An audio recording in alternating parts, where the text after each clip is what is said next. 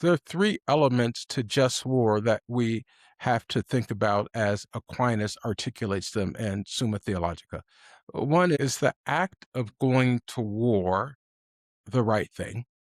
The second part is our conduct during the war just. And then the third part of it is how do we conduct ourselves after the war? How do we conduct the peace? And it's important to note that how do we conduct the peace is just as important as how we go through the decision-making process to enter into war, and just as important as how do we conduct ourselves during the war.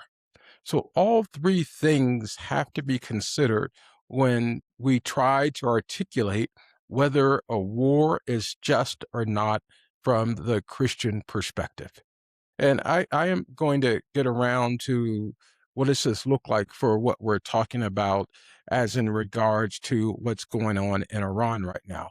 But I wanted to make sure that we level set and that I lay out common language and a common understanding for all of us so that when we're talking about, and we're kind of in a dialogue, I like to think we're in a dialogue, even though this is a video where I'm talking and you're listening, but in a lot of regards, this is a dialogue because I hope that after you watch this video that you sit down and reflect on your own what you think about what's going on in Iran.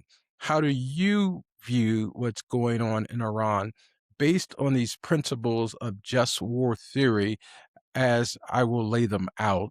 And I hope that you go back on your own and read a little bit about just war and understand historically how the Christian church, the various and vast and disparate traditions of the Christian church have thought about just war and if nation states should engage in war. And a bit of a spoiler alert, I tend to fall on the side of being a pacifist.